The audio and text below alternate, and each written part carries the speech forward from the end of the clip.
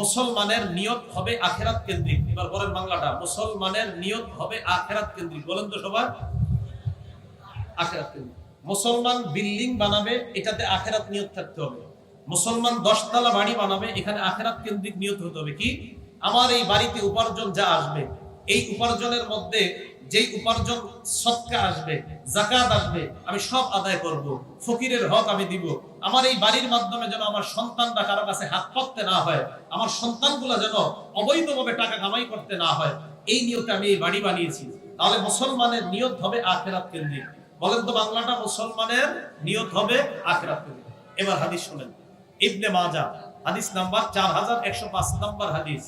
এই হাদিসের মধ্যে রাসূল আকরাম সাল্লাল্লাহু আলাইহি সাল্লাম কি বলে দেখেন। قال রাসূলুল্লাহ সাল্লাল্লাহু আলাইহি ওয়াসাল্লাম, আল্লাহ নবী বলেন, মান কানাতিদ দুনিয়া হাম্মা, কোন মুসলমানকে যদি দুনিয়ার চিন্তা গ্রাস করে নেয়, দুনিয়ার চিন্তা যদি মুসলমানকে গ্রাস করে নেয়, মুসলমানের চিন্তা যদি দুনিয়া কেন্দ্রিক হয়, ফাররাকাল্লাহু আলাইহি আমরা, আল্লাহ পাক রব্বুল আলামিন প্রত্যেকটা কাজে কর্মে তাকে পেরেশান বানায়া দেয়। আমার আপনার চিন্তা যদি দুনিয়া কেন্দ্রিক হয়, আল্লাহ নবী বলে মুসলমানটাকে আল্লাহ প্রত্যেকটা কাজের মধ্যে পেরেশান বানায় দিবে, কারণ তার নিয়ত হলো দুনিয়া কেন্দ্রিক। ওয়াজআলা ফাকরাহু বাইনা আইনাই, দারিদ্রতা তার নিত্য সঙ্গী হবে। এই দারিদ্রতা তার নিত্য সঙ্গী হবে মানে কি? 10টা বাড়ি হওয়ার পরেও তার হবে না, আরো চাই, আরো চাই। ফকির তো ফকিরি, হ্যাঁ, আরো চাই তো ফকিরি মানে হয় না, আরো চাই। ফকির গোস্ত খাইতে পারে না, মুরগি খাইতে পারে না, সব নিষেধ, শুধু যাও খাইতে হইব। ডাক্তার বইলা দিছে, তুই এ করলো কি টাকা পয়সা দিয়ে? ওয়াজআলা ফাকরাহু বাইনা আইনাই, জিন্দেগিতে তার পেরেশানি শেষ হবে না। যে হ্যাঁ, আমার বাড়ি আরেকটা হচ্ছে না কেন, নামাজ নাই, রোজা নাই, কিচ্ছু নাই, পেরেশান কোনোদিন শেষ হবে না। এলো 2 নাম্বার গজব তার উপর। 1 নাম্বার পেরেশান শেষ হবে না, 2 দারিদ্রতা তার নিত্য সঙ্গী হবে। সবসময় মনে হবে আমার হয় নাই, মনে হয় কম, আরো লাগবে, আরো লাগবে। তো আরো লাগবে কে কয়? ফকিরই তো, আরো লাগবে, আমার হয় না, আরো লাগবে। 3 নাম্বার, ওয়ালাম ইয়াতিহি মিনাদ দুনিয়া ইল্লা মা কুতিবা লা, দুনিয়া তার কাছে ততটুকুই আসবে যতটুকু আল্লাহ বরাদ্দ রাখছে, এর চেয়ে বেশি আসবে না। এটা গেল দুনিয়া কেন্দ্রিক নিয়ত। এবার আমাদের স্লোগানটা, মুসলমানের নিয়ত হবে আখিরাত। ওমান কানাতিদ দুনিয়া ওমান কানাতিল আখিরা নিয়াতা, আল্লাহ নবী বলেন, কোন মুসলমানের নিয়ত যদি আখিরাত কেন্দ্রিক হয়, তার জন্য 3টা লাভ। 1 নাম্বার, জাআলাল্লাহু লাহু আমরা, আল্লাহ পাক রব্বুল আলামিন তার সমস্ত কাজগুলা সুষ্ঠুভাবে সহজে সমাধানের ব্যবস্থা করে দেন। 2 নাম্বার, নবীজি বলেন, ওয়াজআলা বিনাহু ফি কলবিহি, ওই বান্দার অন্তরে সব সময় একটা প্রফুল্লতা কাজ করবে, ধনাঢ্যতা কাজ করবে। কম খায়, বেশি খায়, ডাল খায়, গোশত খায়, পায় আলহামদুলিল্লাহ, কারণ তার অন্তরের মধ্যে ধনী একটা অবস্থা আল্লাহ পয়দা করে দিয়েছেন। ধনী অন্তরে সবসময় ধনী না, আমার আল্লাহ ভালো রাখছে। 5 তলা 10 তলা বাড়ি হয়, তাও আলহামদুলিল্লাহ। বস্তিতে ছিল, তাও তার মুখে ছিল আলহামদুলিল্লাহ। আল্লাহ ডাল খাওয়াইছে, তাও আলহামদুলিল্লাহ। মুরগি খাওয়াইছে, তাও আলহামদুলিল্লাহ। আল্লাহ কিছু দেয়, তাও আলহামদুলিল্লাহ। না দেয়, তাও আলহামদুলিল্লাহ। এই দিলের ধনী আল্লাহ তাকে বানায়। এলো 2 নাম্বার উপকার, কারণ তার নিয়ত আখিরাত কেন্দ্রিক। 3 নাম্বার, ওয়াতাতুদ দুনিয়া ওয়া হিয়া রাগিবা, আল্লাহ নবী কয়, দুনিয়া তার কাছে এমন ভাবে আসবে, সে না চাইলেও আল্লাহ দুনিয়া তার কাছে পৌঁছায়া দিবে, কারণ তার নিয়ত হলো আখিরাত। দুনিয়া এসে যাবে তার কাছে। আল্লাহ আমাদের সকলকে আমাদের নিয়তগুলো যেন আখিরাত কেন্দ্রিক করতে পারি, আল্লাহ তৌফিক দান করেন। যদি নিয়ত আখিরাত কেন্দ্রিক না হয়, ইবাদত যদি আল্লাহর জন্য না হয়, প্রথমেই তো ঠিক ছিল, এখন আমার ভালো লাগে না। আল্লাহর জন্য যদি আমল না হয়, একনিষ্ঠভাবে যদি আল্লাহর জন্য আমল না করি আমরা, তাহলে এই আমল আল্লাহ কবুল করবে না। এই ব্যাপারে 3টা উদাহরণ শুনেন। 1 নাম্বার, নাসাই শরীফের হাদিস, হাদিস নাম্বার 3140 নম্বর হাদিস। এই হাদিসের বর্ণনাকারী সাহাবার নাম আবু উমামা আল বাহিলি রাদিয়াল্লাহু তাআলা আনহু। কি বলে দেখেন, আন আবি উমামা আল বাহিলি রাদিয়াল্লাহু তাআলা আনহু قال قال رسول الله صلى الله عليه وسلم, আল্লাহ নবী বলেন, ইন্নাল্লাহা লা ইয়াকবালু মিনাল আমালি ইল্লা মা কানা লাহু খালিসা, নিশ্চয়ই আল্লাহ পাক রব্বুল আলামিন ওই আমল কবুল করে না যে আমল আল্লাহর জন্য একনিষ্ঠভাবে না হয়, ওই আমল আল্লাহ কবুল করে না। উদাহরণ নাম্বার 2, সহিহুত তারগীব কিতাবের নাম 7 নম্বর হাদিসের বর্ণনা। দহাক ইবনে কায়েস রাদিয়াল্লাহু তাআলা আনহুর বর্ণনা, নবীর একজন সাহাবা নাম হলো দহাক ইবনে কায়েস, নাম দহাক ইবনে কায়েস। عن الضحاك بن قيس رضي الله تعالى عنه قال قال رسول الله صلى الله عليه وسلم আল্লাহ নবী বলেন আইয়ুহান নাস আখলিসু আমালাকুম, নবীজি বলেন হে লোক সকল, এই লোক সকল দ্বারা উদ্দেশ্য আমি আপনি আমরা সবাই। নবীজি বলেন হে লোক সকল, লোক সকল মানে আমি আপনি আমরা সবাই। মিরপুর 1 নম্বরের বাসী শোনেন, নবী বলেন হে লোক সকল, আমি আপনি আমরা সবাইকে নবী বললেন লোক সকল। আখলিসু আমালাকুম, তোমরা তোমাদের ইবাদত আমলগুলো একমাত্র আল্লাহকে খুশি করার জন্য করো। তাহলে বলেন তো আমাদের ছোট বড় আমল কাকে খুশি করার জন্য হবে? আল্লাহকে খুশি করার জন্য হবে। তো নবীজি বলেন ফাইন্নাল্লাহা লা ইয়াকবালু ইল্লা মা উখলিসা লা, আল্লাহ পাক রব্বুল আলামিন এমন আমল কবুল করে না যে আমল আল্লাহর জন্য না হয়। এটা গেল আপনার সহিহুত তারগীব হাদিস নাম্বার 7। এই হাদিসের মধ্যে আল্লাহ নবী বলেন লা তাকুলু হাদা লিল্লাহ ওয়ালির রহিম ফাইন্নাহা লির রহিম ওয়া লাইসা লিল্লাহি মিনহা শাইউন। কোন আমল করার পর তোমরা বলবা না এটা আল্লাহর জন্য করলাম আর রক্তের সম্পর্ক যারা তাদের জন্য করলাম। শুনেন কি কয়, কোন আমল করার পরে বলবা না এটা আমি আল্লাহর জন্য করলাম আর খাজা বাবার জন্য করলাম, এইটা বলবা না। কোন আমল করার পর এটা বলবা না এই আমল আমি আল্লাহর জন্য করলাম আর অমুক দরবারের আমার পীরের জন্য করলাম, অমুক বাবার জন্য করলাম, এটা বলবা না। নবীজি বলেন কেউ যদি আমল করার পর বলো আমি আল্লাহর জন্য করলাম আমার ওই বাবার জন্য করলাম, নবী বলেন ওই আমল বাবার জন্য হয়ে যায়, আল্লাহর জন্য হয় না। কারণ আল্লাহর জন্য আমলের মধ্যে যদি কোনো মানুষকে তুমি অংশীদারিত্ব বানায় নাও, আল্লাহ নবী বলেন ফালাইসা লিল্লাহি মিনহা শাইউন, ওই আমলের মধ্যে আল্লাহর অংশীদারিত্ব থাকে না, আল্লাহ নিজের সরায় নেয়। তুই মানুষকেও মিশাইছিস, মানুষের জন্যই কর। তাহলে রজব মাস আসলে গরু জবাই হবে কার নামে? জোরে বলে না কার নামে? হ্যাঁ, রজব মাসে গরু জবাই আল্লাহ ছাড়া অন্য কারো নামে হয়। তো এই মানে কি? গরু জবাই কার নামে হবে? হ্যাঁ, আল্লাহর জন্য হবে গরু জবাই। তো গরু জবাইও আল্লাহ ছাড়া অন্য কারো নামেও হয়, গরু জবাইও আল্লাহ ছাড়া অন্য কারো নাম হয়। তো এটা অমুক জনের নামে দিলাম, এটা অমুক অমুক রহমতুল্লাহি আলাইহির নামে দিলাম, শিরিক। কথা মনে থাকবে তো সবার?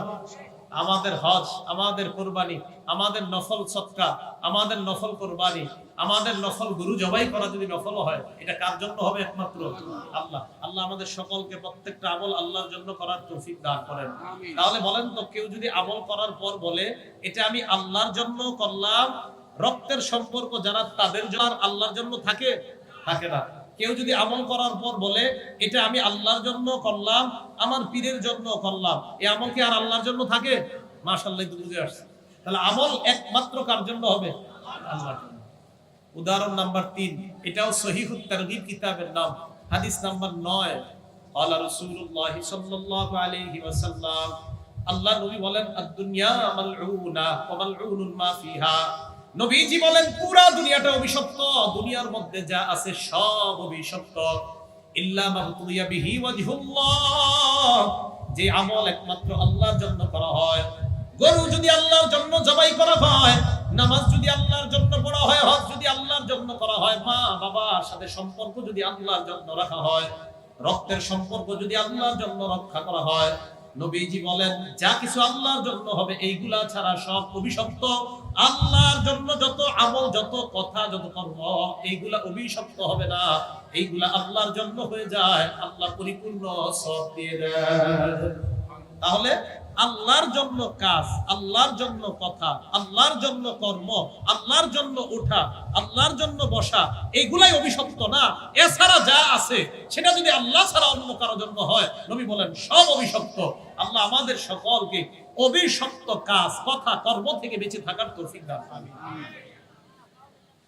নাসাই শরীফ হাদিস নাম্বার 3178 নাম্বার হাদিস, 3178। এই হাদিসের মধ্যে রাসূল আকরাম সাল্লাল্লাহু আলাইহি সাল্লাম কি বলে দেখেন। হাদিসের বর্ণনাকারীর নাম মুসআব ইবনে সাদ রাদিয়াল্লাহু তাআলা, তার বাবা থেকে বর্ণনা করেছেন। তিনি বলেন ক্বালা রাসূলুল্লাহ সাল্লাল্লাহু আলাইহি ওয়াসাল্লাম, আল্লাহ নবী বলেন ইন্নামা ইয়ানসুরুল্লাহু হাযিহিল উম্মাহ বিদাইফিহিম, আল্লাহ পাক রব্বুল আলামিন দুর্বলদের কারণে এই উম্মতকে সাহায্য করেন। বিদাওয়াতিহিম দুর্বলদের দোয়া, ওয়া সালাতিহিম দুর্বলদের নামাজ, ওয়া ইখলাসিহিম দুর্বলদের ইখলাসের কারণে এই উম্মতকে আল্লাহ সাহায্য করেন। অনেকে দেখবেন ঘরের মধ্যে 4 ভাই, একজন প্যারালাইজড, বাকি 3 জন কামাই করে আছে না ভাই? এক ভাই অসুস্থ, কামাই করতে পারে না, কামাই করে কয় ভাই? 3 ভাই। নবীজি বলেন ইন্নামা তুরজাকুনা বিদুআফাইকুম, তোমাদের ঘরে রিজিক দেওয়া হয় দুর্বলদের কারণে। যেই 3 ভাইয়ের কামাইয়ের মধ্যে বরকত হয়, মনে রাখবা ওই 3 ভাইয়ের কামাইয়ে বরকত হয় যেটা কামাই করতে পারে না, অসুস্থতার কারণে আল্লাহ তাদের 3 জনের কামাইয়ে বরকত দিয়ে দেয়। যে কামাই করতে পারে না, অসুস্থ, এর কারণে আল্লাহ যারা কামাই করছে তাদের ইনকামে আল্লাহ বরকত দিয়ে দেয়। এই কথাটা বুঝবেন। ঘরের মধ্যে একজন বিকলাঙ্গ, প্যারালাইজ, প্রতিবন্ধী, আল্লাহর পক্ষ থেকে লোকটা হাতে পায়ে সব জায়গায় তার অসুস্থতার কারণে সে কামাই করতে পারে না। নবীজি বলেন দুর্বলের কারণে যারা কামাই করছো তোমাদেরকে আল্লাহ বরকত দান করেন। তাহলে ইখলাস, দুর্বলদের ইখলাস, দুর্বলদের দোয়া, দুর্বলদের সালাতের কারণে আল্লাহ এই উম্মতকে সাহায্য করে। আল্লাহ রব্বুল আলামিন আমাদের সকলকে ইখলাসের সাথে প্রত্যেকটা আমল করার তৌফিক দান করেন।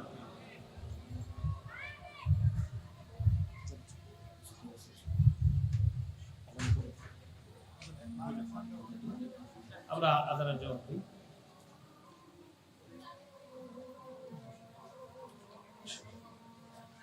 আমরা কি উঠবো না? ইনশাআল্লাহ শেষ হয়ে যাবে কিছু।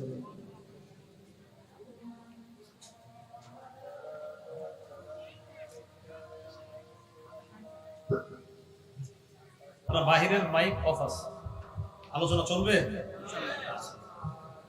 আত-তারগীব ওয়াত তারহীব একটা হাদিসের কিতাব।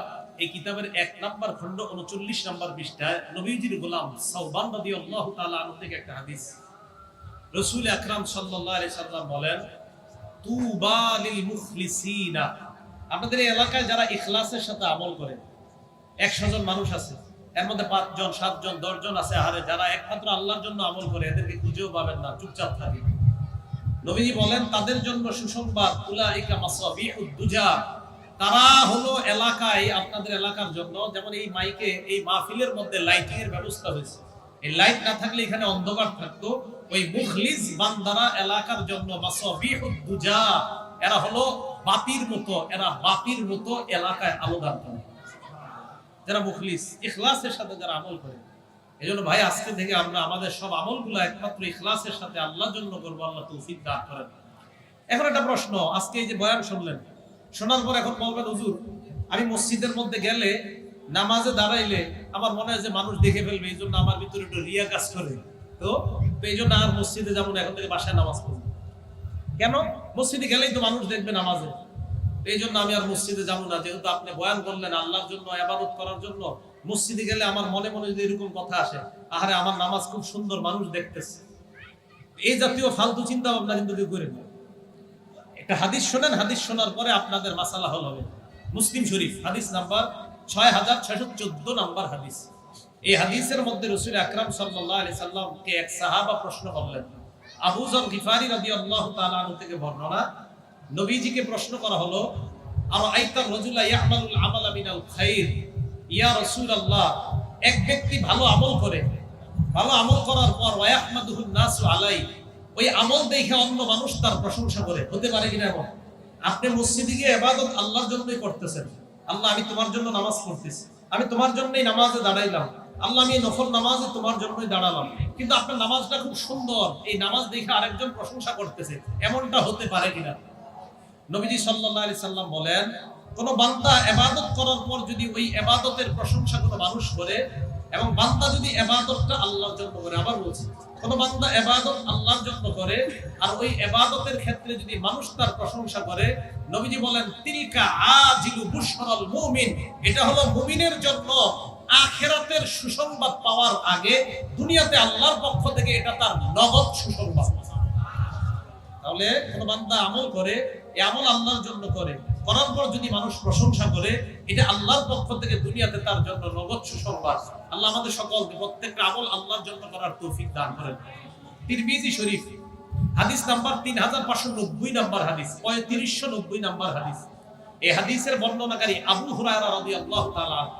একবার আমার সাথে সবাই ইখলাসের সাথে বলেন লা ইলাহা ইল্লাল্লাহ। প্রথমবার হয়তো ইখলাসের সাথে হয় নাই সবার, এবার আবার ইখলাসের সাথে বলেন লা ইলাহা ইল্লাল্লাহ।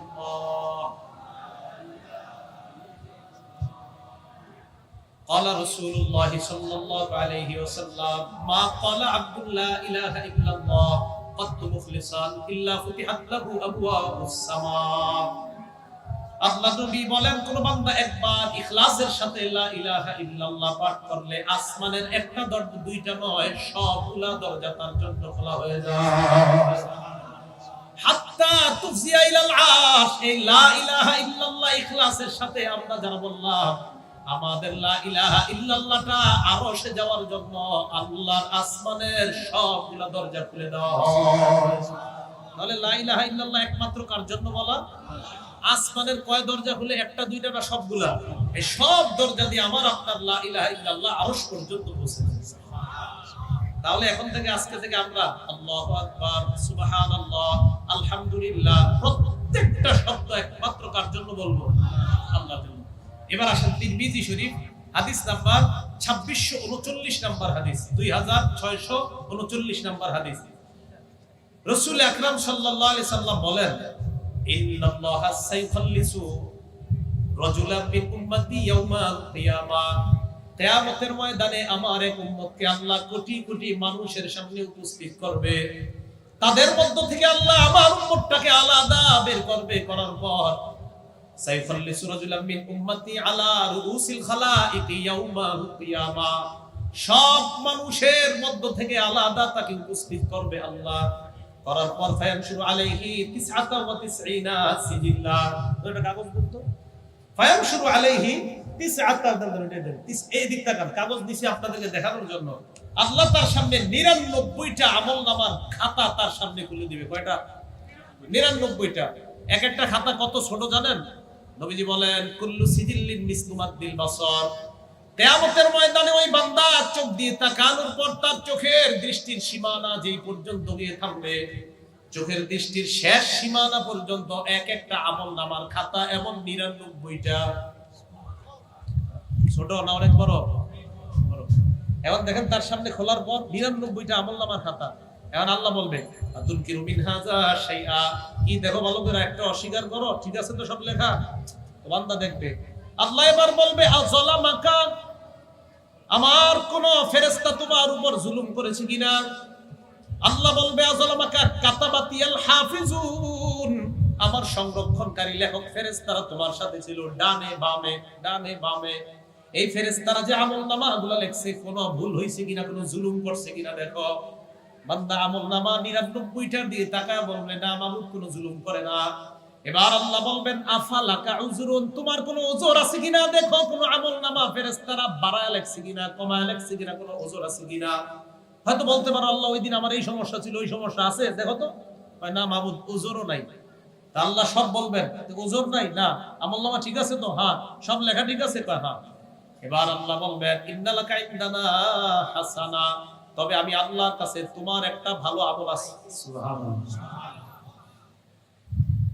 তাকে আল্লাহ বলবে উহদুর ওয়াজনা, তুমি তোমার ওজনের পাল্লার কাছে যাও। পাল্লার সামনে বান্দা দাঁড়ায়, দাঁড়ানোর আগে বান্দা আল্লাহকে বলবে আল্লাহ ওজনের পাল্লার সামনে গেলে কি হবে? হাদিসে আসছে তুখরাজু বিতাকা অথবা তাখরুজু বিতাকাতুন, একটা কাগজ বের হবে, ওই কাগজের মধ্যে লেখা আশহাদু আল্লাহ ইলাহা ইল্লাল্লাহ ওয়া আশহাদু আন্না মুহাম্মাদান আবদুহু ওয়া রাসূলুহু, এতটুকু লেখা। পড়েন আশহাদু আল্লাহ ইলাহা ইল্লাল্লাহ ওয়া আশহাদু আন্না মুহাম্মাদান আবদুহু ওয়া রাসূলুহু। আল্লাহ আপনি আমাদের এই পড়াটা ইখলাসের সাথে কবুল করে দেন, আমিন। তো নবীজি বলেন ওটার মধ্যে এটা লেখা। এবার ওই বান্দাকে বলবে আমলনামার পাল্লার সামনে যাও, মিজানের পাল্লার সামনে যাও। বান্দা কয় আল্লাহ মাহাদিহিল বিতাকাতু মাহাদিহিস সিজিল্লাত, এই ছোট্ট একটা কাগজ 99টা আমলনামার সামনে কি হবে? আল্লাহ কয় যাও। গেছে। যাওয়ার পর ফাতুদাউ বিসিজিল্লাত ফি কিফা, কিফা মানে পাল্লা, এক পাল্লার মধ্যে 99টা খাতা রাখা হবে। ওয়াতুদাউল বিতাকাতু ফি কিফা, আরেকটা পাল্লায় একটা কাগজ লেখা হবে, রাখা হবে, যে কাগজের মধ্যে লেখা আশহাদু আল্লা ইলাহা ইল্লাল্লাহ, ইখলাসের সাথে লেখা। বান্দা এবার তাকায় তাকায় দেখে তাশাতিস সিজিল্লাত, বান্দা তাকায় দেখে ৯৯টা আমলনামার ওই খাতাওয়ালা পাল্লাটা হালকা হয়ে যায়, একটা ইখলাস ওয়ালা আশহাদু আল্লা ইলাহা লেখা ওই কাগজের পাল্লা ভারী হয়ে যায়। যাও যাও যাও জান্নাতে যাও। আপনারা কাজ করবেন আজকে থেকে, নামাজ রোজা সব বাদ দিয়া খালি এটাই করবেন। কি বলেন নাকি? না না, এটা করবেন না। বান্দা তো সব আমলই করতো, কিন্তু ওইটা ইখলাসের সাথে হয়ে গেছে। তো আমরা সব আমলই করব, কোনটা যে আল্লাহ কবুল করবে আমাদের জানা নাই। আল্লাহ আমাদের সবগুলো আমল ইখলাসের সাথে করার তৌফিক দান করুন। আমিন। বুখারী শরীফ হাদিস নাম্বার 3467 নাম্বার হাদিস, 3467। আপনারা শুনেন নাই এক মহিলা কুকুরকে পানি পান করা জান্নাতে গেছে? এইটা গল্প না, এটা হাদিস, বুখারী শরীফের হাদিস আছে। قال رسول الله صلى الله عليه وسلم, আবু হুরায়রা রাদিয়াল্লাহু তাআলা আনহু বর্ণনা, আল্লাহ নবী বলেন, বাইনামা কালবুন ইউতিফু বিরাকিয়াতিন, একটা কুকুর কূপের পাশ দিয়ে ঘোরাঘুরি করতেছে। কুকুরটা কূপের পাশ দিয়ে যখন ঘোরাঘুরি করতেছে, কাদায়াতুল আতশু, পিপাসার কারণে কুকুরটা মারা যাবে যাবে অবস্থা। ইজরাআতহু বাগিয়ুম মিন বাগায়া বনি ইসরাঈল, বনি ইসরাঈলের একজন বেবিচারিণী নারী এই কুকুরটাকে দেখছে পিপাসায় কাতরাইতেছে। একজন বেবিচারিণী নারী, যে টাকার বিনিময়ে নিজের পবিত্র সতীত্ব বিক্রি করে বেড়ায়, এমন একজন নারী দেখলো যে কুকুরটা পিপাসার কারণে ছটফট করছে, মারা যেতে পারে। ফানাজাআতহু তাহা, ওই মহিলাটা নিজের মৌজা খুলছে, খোলার পর মৌজা ভিজিয়ে পানি উঠানোর পর ফাসাকাতহু, কুকুরকে পান করায়। নবীজি বলেন, গুফিরা লাহা বিহি, এই আমলটার কারণে তার আগের এত বড় বড় অপরাধ আল্লাহ মাফ করে দিয়েছে। ইখলাসের সাথে ছোট আমলও আল্লাহর কাছে বড় হয়ে যায়। আচ্ছা, একটা কথা মনে পড়ছে, শোনায় দিই। আব্দুল্লাহ ইবনে মুবারক রাহমাতুল্লাহি আলাইহি, ওনার নাম উলামারা শুনছেন, আপনারা শুনছেন নি? আচ্ছা, মাশাআল্লাহ। এই আব্দুল্লাহ ইবনে মুবারক রাহমাতুল্লাহি আলাইহি ইমাম বুখারী রাহমাতুল্লাহ আলাইহির উস্তাদ, ইমাম আবু হানিফার ছাত্র। সুবহানাল্লাহ। ইমাম আবু হানিফার ছাত্র, ইমাম বুখারীর উস্তাদ। এই আব্দুল্লাহ ইবনে মুবারক রাহমাতুল্লাহ আলাইহির একটা কথা, একটা কিতাব আছে জামিউল উলুম ওয়াল হিকাম, এই কিতাবের ১ নম্বর খণ্ড ১৩ নম্বর পৃষ্ঠায় আব্দুল্লাহ ইবনে মুবারক বলেন, রুব্বা আমালিন সগীর তুকাব্বিরুহু নিয়াত, কিছু কিছু ছোট আমল শুধুমাত্র নিয়তের কারণে, পরিশুদ্ধ নিয়তের কারণে আল্লাহ বড় বানায় দেন। আপনি একজনের চা পান করাইছেন ১ কাপ, আপনার সামর্থ্য নাই, কিন্তু আপনার খুব ইখলাস ছিল যে আল্লাহ, মসজিদের ইমাম সাহেব হুজুরে আমি মুরগি আর বড় বড় কিছু কইরে দাওয়াত করে খাওয়াইতে পারি না, মামুদ ১ কাপ চা খাওয়াইছি, একদম আমার হালাল টাকা দিয়ে খাওয়াইছি, আল্লাহ তুমি কবুল করো। হতে পারে আপনার ইখলাস হলে এই ছোট আমল আল্লাহ অনেক বড় বানায়। ইবনে মুবারক বলেন, রুব্বা আমালিন কাবীর তুসাগগিরুহু নিয়াত, অনেক বড় বড় আমল আল্লাহর জন্য না হওয়ার কারণে, হজ এই আমলটা কি ছোট না বড়? হ্যাঁ, ফরজ আমল অনেক বড়, শুধুমাত্র নিয়ত না থাকার কারণে, আল্লাহর জন্য না হওয়ার কারণে আল্লাহ এটাকে একদম ছোট বানায় দেয়। তাহলে বলেন তো, আমাদের ছোট বড় সব আমল কার জন্য করব? আল্লাহ তৌফিক দান করেন। বুখারী শরীফ হাদিস নাম্বার ৯৯ নাম্বার হাদিস, বুখারী শরীফের ৯৯ নাম্বার হাদিস। এই হাদিসে দেখেন কি আসছে, আবু হুরায়রা রাদিয়াল্লাহু তাআলা আনহু নবীজি সাল্লাল্লাহু আলাইহি সাল্লামকে একটা প্রশ্ন করছে। এটা মজার হাদিস, শুনেন কি প্রশ্ন করছে। নবীজিকে প্রশ্ন করলেন, মান আসআদুন নাস ইয়াউমাল কিয়ামাতি বিশাফাআতিকা ইয়াউমাল কিয়ামাতি ইয়া রাসূলুল্লাহ।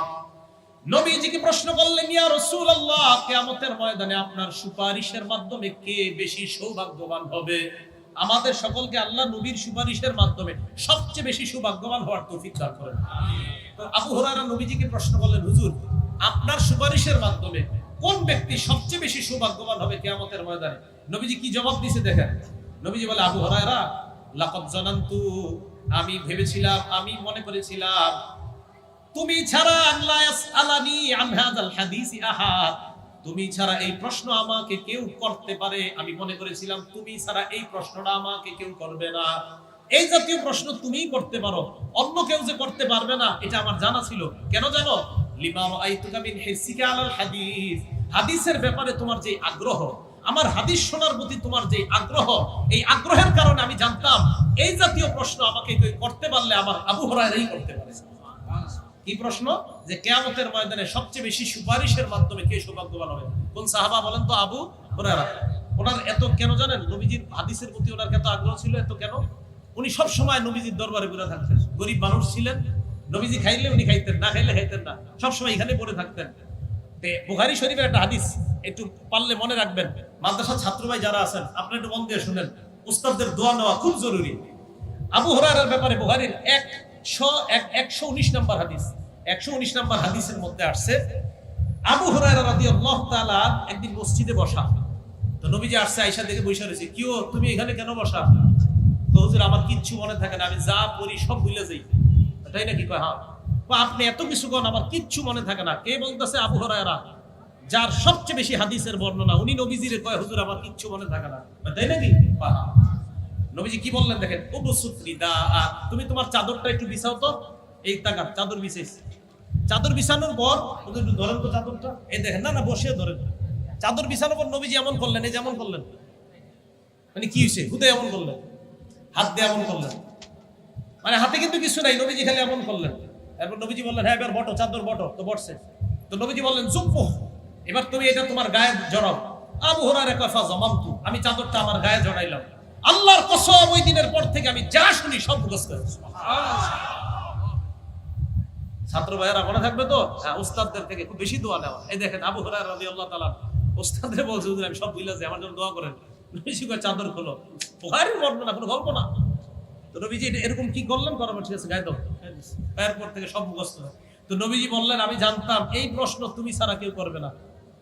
তো নবীজি সাল্লাল্লাহু আলাইহি সাল্লাম বলেন, আসাদুন নাস বিশাফাআতি ইয়াউমাল কিয়ামা, কিয়ামতের ময়দানে ওই ব্যক্তি আমার সুপারিশের মাধ্যমে সবচেয়ে সৌভাগ্যবান হবে।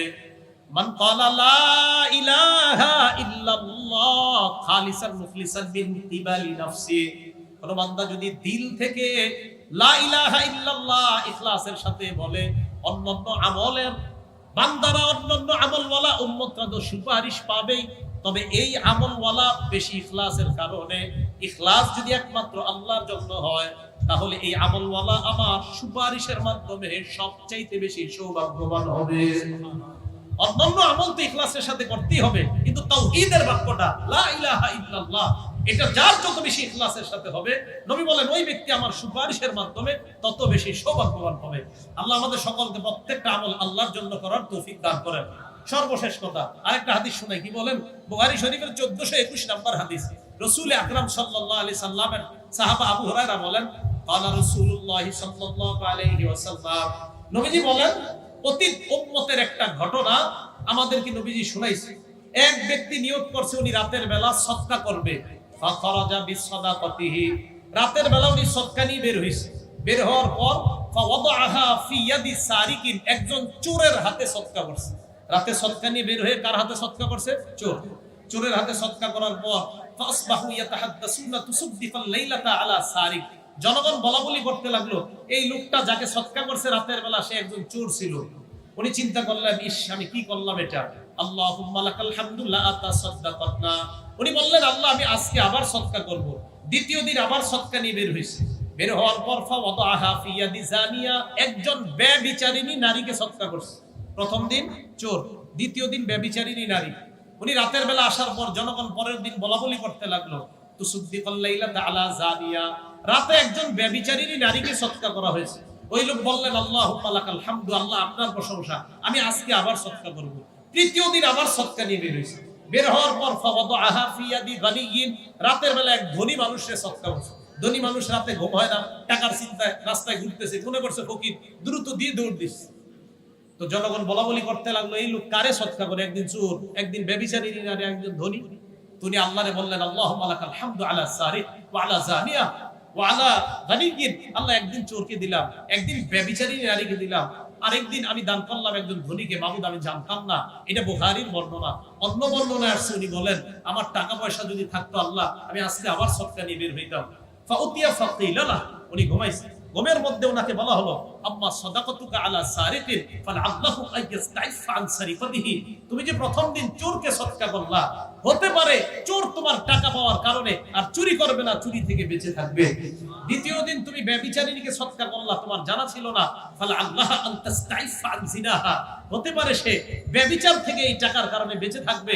তৃতীয় দিন তুমি ধনীকে সদকা করলা, ফালআল্লাহু আইয়াতাবিরা, এই লোক উপদেশ গ্রহণ করবে আমি আগে সদকা করতাম না, দান করতাম না, যাকাত দিতাম না, আজকে একটা মানুষ আমারে গরিব মনে করে দান করে গেল, এখন থেকে আমি দান সদকা যাকাত সবই দিব।